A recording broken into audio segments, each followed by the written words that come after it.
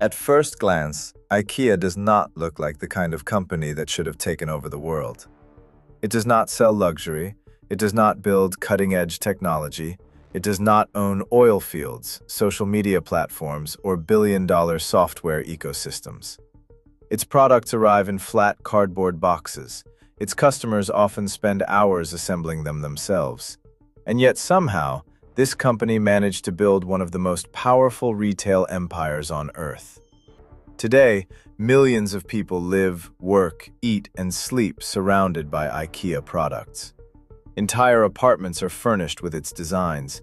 New homeowners visit its stores almost as a ritual.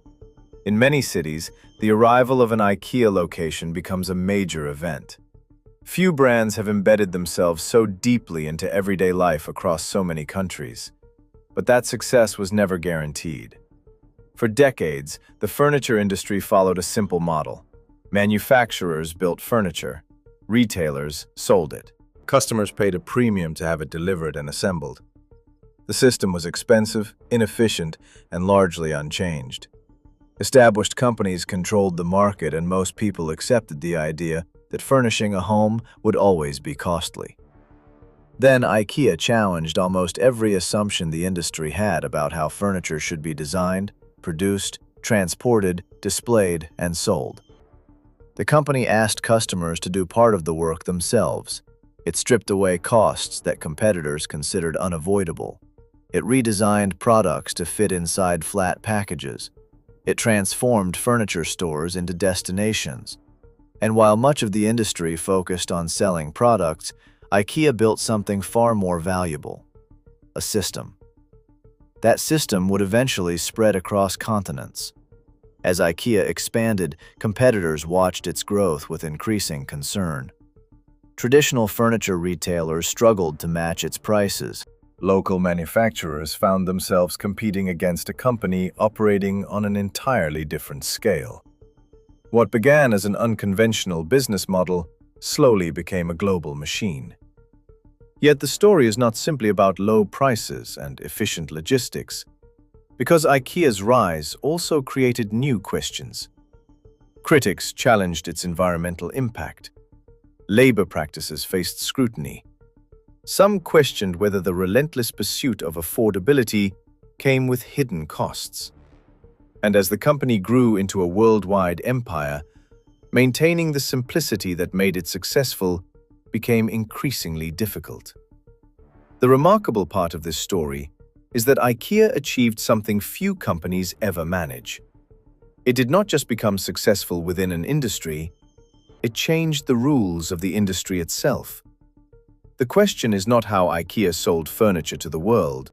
The real question is how a company built around simple shelves, tables, and sofas managed to reshape consumer behavior across entire generations, outmaneuver established competitors, and create a business model so powerful that even today, decades later, much of the industry is still trying to catch up. To understand why IKEA became so powerful, it helps to look at the furniture industry before the company changed it. For much of the 20th century, buying furniture was often an expensive and frustrating experience. A sofa, dining table, or wardrobe was expected to last for decades, which meant customers were willing to pay high prices. Retailers operated large showrooms filled with bulky inventory. Manufacturing costs were significant, transportation was complicated, and delivery added another layer of expense. Furniture was not treated like a consumer product. It was treated like a long-term investment. That model worked well for established companies, but it also created a problem. Millions of people wanted affordable furniture and had very few options. Young families, students, first-time homeowners, and people moving into cities often faced the same choice: spend more than they could comfortably afford, or settle for products that were poorly designed and unreliable. There was a large gap between quality and affordability, and most of the industry seemed comfortable leaving that gap untouched. At the same time, the world was changing. After the Second World War, many countries experienced rapid urban growth. Populations moved towards cities. New apartment buildings appeared across Europe. Living spaces became smaller, mobility increased. People changed jobs more frequently and moved more often than previous generations. The furniture market had been built for permanence, but society was becoming more flexible. Most furniture companies failed to recognize the significance of that shift. They continued operating under assumptions that had existed for decades. Furniture should be heavy. Furniture should be delivered assembled. Furniture should be sold through traditional retail channels. And furniture should remain relatively expensive because that was simply how the business worked. What many executives saw as permanent realities were actually opportunities waiting to be challenged. The future founder of IKEA saw the market differently. Growing up in a rural part of Sweden, he developed an early fascination with buying and selling. Long before IKEA became a global brand, the idea behind the company was rooted in something surprisingly simple: finding ways to provide useful products at lower prices than competitors. That instinct would eventually become the foundation of an entire business philosophy. In its early years, IKEA was not focused exclusively on furniture. The company experimented with different products and sales methods while learning a crucial lesson about consumers.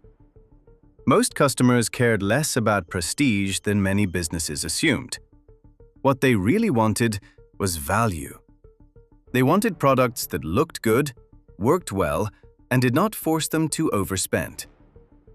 Furniture eventually became the center of that strategy because the opportunity was enormous. The industry was fragmented. Many local retailers operated independently. Manufacturing processes were often inefficient. Distribution systems added layers of cost before products ever reached customers. Every step increased the final price. IKEA began questioning every one of those costs. Why should furniture be transported fully assembled if it could be shipped in pieces? Why should warehouses and showrooms be separate facilities?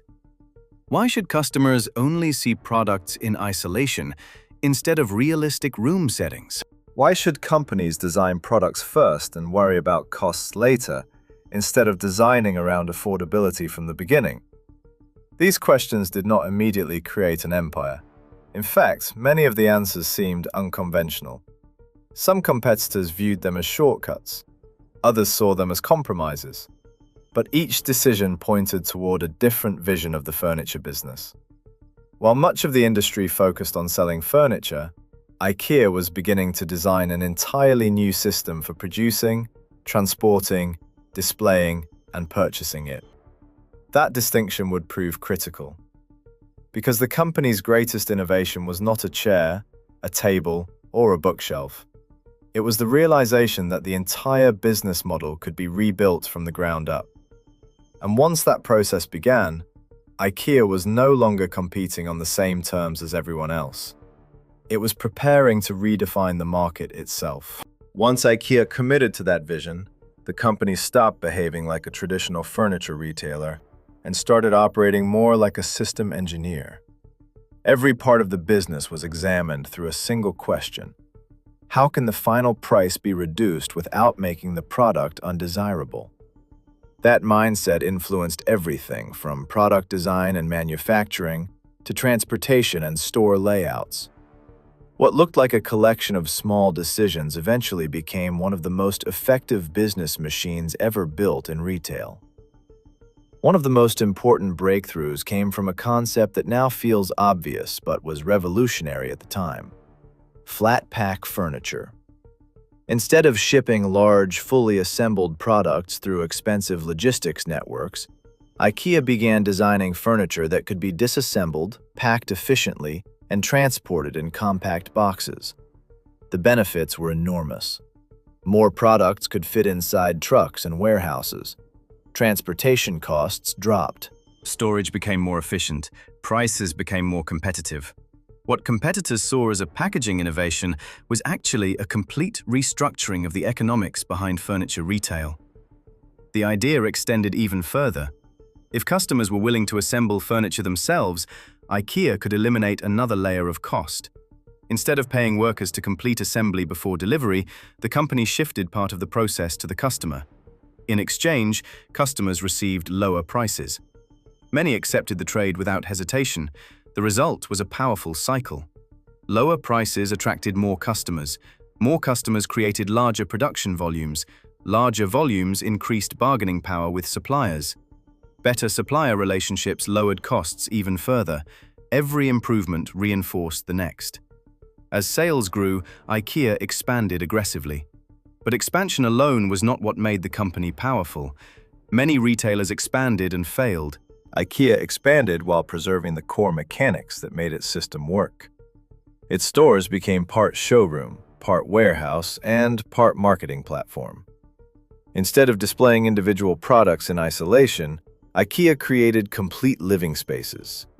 Customers could walk through bedrooms, kitchens, living rooms, and home offices designed to feel realistic and attainable. The experience was carefully engineered to encourage discovery. People often arrived intending to buy one item and left with several. The stores themselves became destinations. Families spent hours inside them. Restaurants, children's play areas, and carefully planned layouts transformed furniture shopping into something closer to an experience than a transaction. Few competitors could replicate that model because it required enormous scale, sophisticated logistics, and a level of operational discipline that was difficult to achieve. Meanwhile, IKEA's product strategy continued evolving. Rather than competing primarily through luxury, craftsmanship, or prestige, the company focused on democratizing design. Modern furniture had often been associated with higher-income consumers. IKEA brought contemporary Scandinavian design to a much broader audience. Suddenly, stylish home furnishings became accessible to millions of people who previously viewed them as unaffordable. That decision created something more valuable than customer satisfaction. It created emotional loyalty. Customers were not simply buying furniture, they were buying access to a lifestyle that had previously seemed out of reach. Students furnishing their first apartments, young couples buying their first homes, families upgrading their living spaces, all became part of IKEA's growing ecosystem. As the company entered new countries, the formula continued working. Different cultures had different tastes, living arrangements, and purchasing habits, but the underlying proposition remained remarkably effective. Functional design, affordable pricing, massive selection, efficient logistics. By adapting products to local markets while maintaining operational consistency, IKEA achieved something rare: global scale without completely losing local relevance. The numbers reflected that success. Store networks expanded across continents. Supply chains stretched across dozens of countries. Manufacturing partnerships grew into one of the largest sourcing systems in retail. IKEA's influence became so large that its decisions could affect suppliers, transportation networks, raw material markets, and even furniture design trends across entire regions. At this point, competitors faced a difficult reality. Many could match IKEA in one area. Some offered better quality. Others provided better service. A few specialized in luxury products. But very few could match the complete system. To compete with IKEA meant competing against pricing, logistics, sourcing, store design, brand recognition, customer loyalty, and global scale simultaneously. It was no longer a furniture company competing against other furniture companies. It had become an ecosystem. The company also benefited from a strategic advantage that became increasingly important as it grew. Unlike many publicly traded corporations, IKEA's ownership structure allowed management to focus on long-term decisions rather than short-term, quarterly pressures. That gave the company greater freedom to invest in expansion, supply chains, store development, and future growth strategies. By the time many competitors fully understood what was happening, IKEA had already crossed a critical threshold. It was no longer fighting for market share. It was shaping customer expectations. People began evaluating furniture stores based on standards IKEA had helped create. Affordable design, self-service logistics, flat-pack convenience, and large-scale showroom experiences became part of the industry's new reality. The company had not merely found success within the furniture business, it had rewritten the rules of the business itself. And that transformation turned IKEA from an unconventional Swedish retailer into one of the most recognizable commercial empires in the world. But empires rarely grow without creating new vulnerabilities. The very system that made IKEA powerful, also made it dependent on a set of assumptions about consumers, supply chains, and global commerce. For years, those assumptions appeared correct. The company continued opening stores, attracting millions of customers, and strengthening its position in market after market. Yet, beneath the success, subtle warning signs were beginning to emerge. One challenge came from IKEA's own scale. As the company expanded across continents, managing a vast global supply network became increasingly complex. The low prices that customers loved depended on an intricate web of manufacturers, logistics providers, raw materials, transportation routes, and distribution centers operating with extraordinary efficiency. Small disruptions could ripple through the system. The larger IKEA became, the harder it was to maintain the simplicity that had originally driven its success. At the same time, consumer expectations were starting to change. For decades, IKEA had trained customers to visit enormous stores located outside city centers. Shoppers would spend hours walking through showrooms, collecting products from warehouse shelves, transporting them home, and assembling them themselves. It was a model that worked remarkably well in the 20th century. But a new generation of consumers was growing up in a different world. Convenience was becoming more important. E-commerce was changing retail. Customers increasingly expected products to appear at their doorsteps with minimal effort. The rise of digital shopping began reshaping industries one after another. Many traditional retailers struggled to adapt. The question was whether IKEA's model would face the same challenge. The problem was not that IKEA ignored technology. The company invested heavily in digital initiatives and online platforms. The problem was that its greatest strength was also tied to physical stores. Those massive locations were not simply retail spaces. They were a core part of the entire business model. They generated traffic, showcased products, stored inventory, and reinforced the brand experience. Shifting aggressively toward online commerce carried risks. If customers stopped visiting stores, IKEA could potentially lose advantages that competitors had spent decades trying to replicate. Management had legitimate reasons to move carefully, yet the market was evolving faster than many established companies expected. Then new competitors began attacking from multiple directions. Some focused on speed, others focused on convenience. Online-first furniture brands emerged without the burden of operating gigantic retail locations. Digital marketplaces gave consumers more choices than ever before. Companies could reach customers directly through the internet, reducing dependence on traditional store networks. The competitive landscape became increasingly fragmented. Instead of fighting a few large rivals, IKEA now faced pressure from countless specialized competitors. Some offered faster delivery, some targeted premium customers, others focused on customization. The market that IKEA had helped reshape was becoming more crowded and more unpredictable. At the same time, scrutiny around the company intensified. As IKEA's influence grew, journalists, regulators, activists, and consumers began asking tougher questions about sourcing practices, labor conditions, environmental sustainability, and resource consumption. Operating one of the world's largest furniture supply chains meant every decision attracted attention. The company found itself balancing affordability with growing demands for transparency and responsibility. Again, these were not simple problems. Low prices and sustainability goals can sometimes pull in different directions. Global sourcing creates efficiencies, but also introduces complexity. IKEA's leadership increasingly had to navigate trade-offs that were far less visible during the company's earlier years. Then came one of the most significant shifts of all, changing urban lifestyles. In many major cities, living spaces became smaller, consumer preferences evolved. Younger generations often delayed home ownership. Some purchased less furniture, others moved more frequently. Minimalism gained popularity. The idea of filling large suburban homes with furniture no longer reflected the reality of many customers. IKEA recognized these trends and introduced new products, store formats, and strategies. But adapting an empire is much harder than building one. Large organizations naturally become attached to the systems that made them successful. Processes are optimized, supply chains are established, investments are committed years in advance. Every major adjustment affects thousands of decisions across the business. This is where the tension inside the IKEA story becomes most interesting.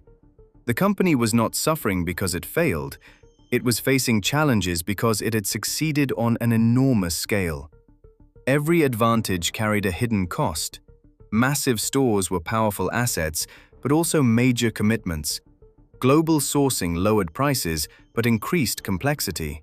Standardization created efficiency, but sometimes limited flexibility. Growth produced strength, while simultaneously making change more difficult. Then, global disruptions exposed just how interconnected the system had become. Supply chain crises, transportation bottlenecks, rising material costs, labor shortages, and economic uncertainty affected businesses around the world. Companies that relied on international networks suddenly faced pressures they could not fully control. IKEA's scale helped it absorb some shocks better than smaller competitors, but it also highlighted the risks of operating such a vast machine. For the first time in decades, the future looked less predictable. The company remained one of the most powerful retailers in the world. Its brand was still recognized globally. Millions of customers continued shopping at its stores. Yet the environment that had fueled its rise was changing. The central question was no longer whether IKEA could build an empire. It already had. The question was whether a business model designed to dominate one era could evolve fast enough to remain dominant in the next. And for a company whose greatest strength had always been its system, the greatest challenge was becoming something it had rarely needed to be before: adaptable. What happened next was not a dramatic collapse. There was no single disastrous product launch, no catastrophic acquisition, and no moment when IKEA suddenly disappeared from the market. In many ways, that is what makes this story different from the rise and fall narratives that dominate business history. IKEA never stopped being powerful. But power in business is rarely measured by survival alone. It is measured by the ability to shape the future. As the retail landscape continued evolving, IKEA entered a new phase of its existence. Instead of expanding into untouched markets and redefining industries, the company increasingly found itself defending a position it had already built. The challenge was no longer creating a new system. The challenge was adapting that system without breaking it. The company responded by investing heavily in digital commerce, delivery infrastructure, urban store formats, sustainability initiatives, and technology-driven customer experiences. It acquired new capabilities, redesigned parts of its logistics network, and experimented with ways to serve customers who no longer wanted to spend an entire day visiting a massive store on the edge of a city. These changes helped IKEA remain relevant, but they also reflected a deeper reality. The market had changed. The company that once forced competitors to react was now reacting to broader shifts in consumer behavior. Meanwhile, new winners emerged from the changing landscape. E-commerce giants benefited from the acceleration of online shopping. Specialized furniture brands captured niche audiences. Digital-first retailers built businesses around speed, convenience, and direct-to-consumer relationships. Technology companies increasingly influenced how products were discovered, compared, and purchased. No single company replaced IKEA. Instead, the future became more fragmented. Customers gained more options than ever before. Loyalty became harder to maintain. Convenience became a competitive weapon. The barriers that once protected established retailers grew weaker. Yet, despite these pressures, IKEA retained something many competitors never achieved: cultural relevance. The brand remained instantly recognizable across generations. Its stores continued attracting millions of visitors. Its products remained embedded in homes around the world. For many people, furnishing a first apartment still involved a trip to IKEA. Few companies managed to stay part of everyday life for so long. That endurance says something important about the nature of business empires. The strongest companies are not necessarily the ones that avoid challenges. They are the ones that survive long enough to face entirely different generations of challenges. IKEA's greatest achievement was never a bookshelf, a table, or a sofa. It was the creation of a system so efficient and so influential that it permanently changed how furniture is designed, transported, sold, and purchased. Even competitors that disliked IKEA's approach were eventually forced to learn from it. The company's ideas spread far beyond its own stores. In many ways, the modern furniture industry still operates in a world shaped by decisions IKEA made decades ago. And that may be the most revealing part of the story. When IKEA began, it was challenging an industry that believed its rules were permanent. Those rules turned out to be more fragile than anyone expected. A different way of thinking changed everything. Today, IKEA faces the same reality that every dominant company eventually encounters. The future never stops moving. Markets evolve, technology shifts, consumer habits change. New competitors appear from unexpected directions. The systems that create dominance are rarely the same systems that guarantee it forever. This was not the story of a company that conquered the world and then lost it. It was the story of a company that conquered the world and discovered that staying on top can be just as difficult as getting there, because every empire is built on an innovation. Every innovation creates power. Every power eventually faces competition. And the moment leaders begin believing their success is permanent is often the moment the future starts changing around them. IKEA understood one truth before most of its rivals. Industries are not won by selling products. They are won by changing the rules. The challenge for every empire is recognizing when those rules are changing again. If you want more stories about the rise, dominance, and evolution of the companies that shaped our world, subscribe to Inside Tech Empires.